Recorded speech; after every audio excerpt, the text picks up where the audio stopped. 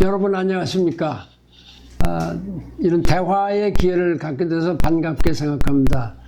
저는 2007년 1월부터 2016년 12월 말까지 유엔 사무총장을 역임한 반기문입니다. 저는 그 1970년 외교부의 외무사무관으로 입부를 해서 외교부에서 약 37년간 근무를 했습니다. 인도에서 처음 생활을 시작했고, 유엔에서도 1등 서기관으로서 한 3년 정도 근무를 하면서 유엔의 활동에 대해서 익힐 기회가 있었고, 그 이후에 워싱턴에서 총영사, 정무공사를 역임을 했습니다.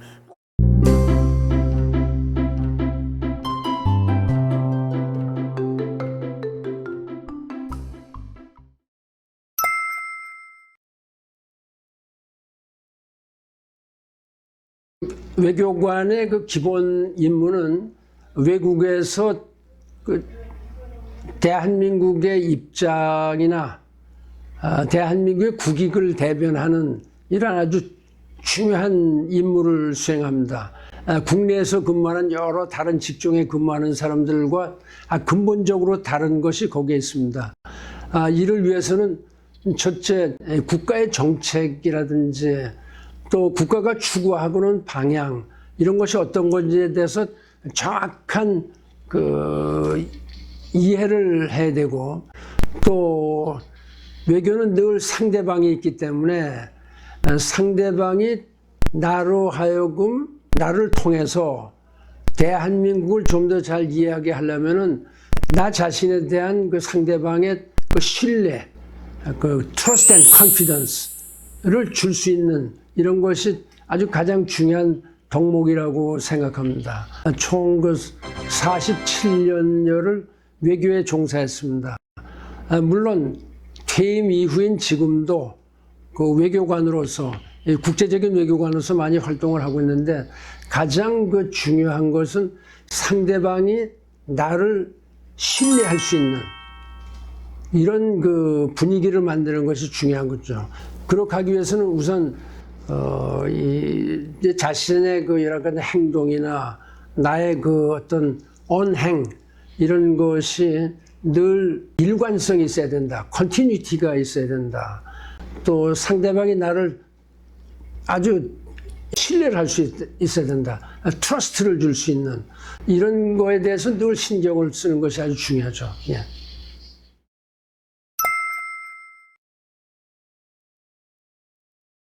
그 협상에는 다자 간의 협상이 있고 양자 간의 협상이 있습니다. 양자 간의 협상은 대한민국과 어느 일개 국가의 여러 가지 관계, 또 다자 협상은 대한민국이 여러 나라들이 참여하는 협상에서 우리의 입장을 대변하고 국제사회에 어떻게 기여할 수 있느냐, 이런기 때문에 여러 가지 좀 다른 면이 있죠. 그러나 기본적으로 제일 중요한 것은 협상할 때에 아젠다가 어떤 것이냐에 대한 아주 확실한 또 정확한 이해를 갖고 있는 것이 중요하죠.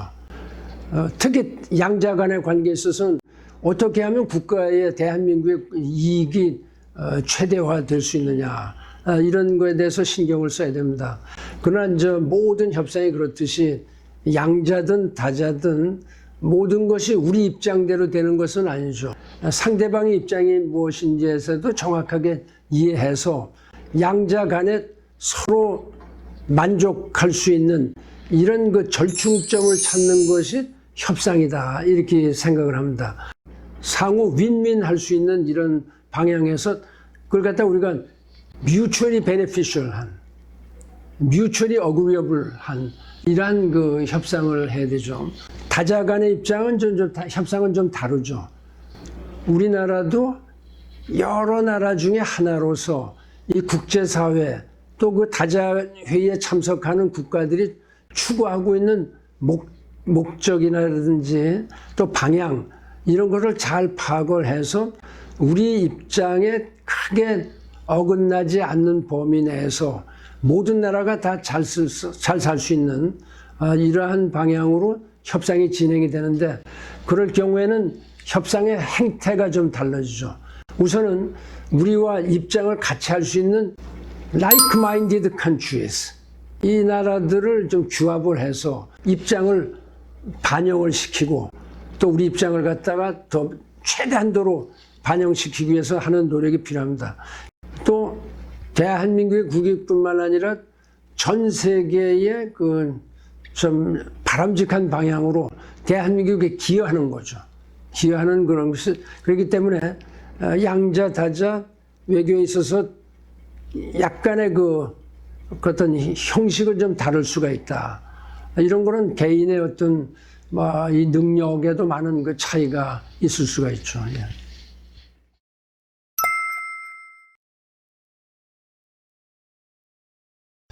지난 10년간 유엔에서 일하면서 많은 그 좌절을 느낄 때도 있었고 또 실망시킬 수도 있었고, 그러나 세 가지 문제에 대해서 나는 그 좀 상당한 그 자부심을 가지고 있다.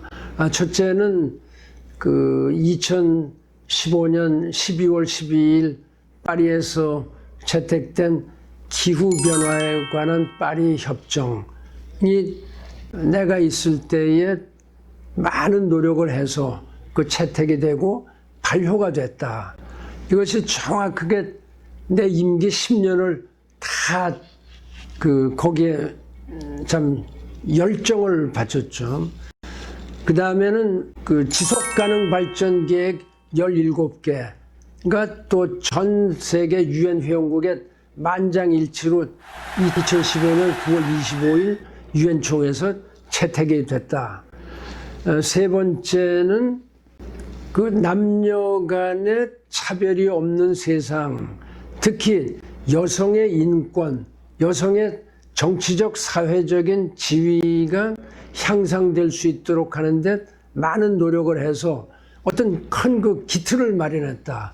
아직도 남녀 간에 많은 차별이 있고 또 남녀 간의 기회의 그 차별이 있는 것이 그 현실입니다.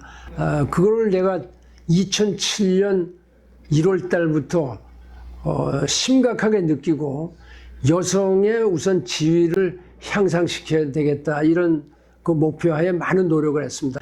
첫째는 2010년에 UN Women이라는 유엔의 그 별도의 그 우리 정부로 말하면 여성가족부 같은 부처를 하나 별도로 세웠습니다. 이것은 유엔 역사상 처음 있는 일이고, 또 이를 위해 통해서 많은 그 세계 여성들이 그 희망을 가지고 노력을 하고 있습니다. 이 세 가지가 이제 그 내가 좀 자랑스럽게 생각하고 또 자부심을 느끼는 그 업적이라고 그럴까, 이렇게 말씀드릴 수 있습니다. 그렇지만은 아직도 이런 모든 것이 이행이 진행 중에 있기 때문에 나로서는 그 세계의 모든 정치 지도자들 또 사회 지도자들이 유엔이 정한 이 세 가지 중요한 그 비전을 갖다가 잘 지켜서 세계 인류가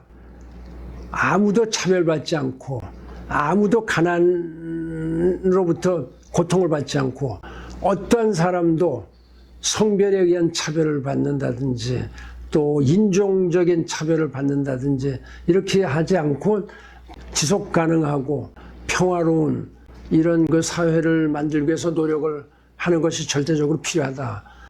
나는 지금도 전직 유엔 사무총장으로서 수많은 그 세계 지도자들을 만나고 또 시민들을 만나면서 그들에게 희망을 주고 또 기후변화 협정, 또 이 지속가능 발전, 남녀 간의 그 어떤 평등을 갖다가 계속 강조를 하고 있습니다.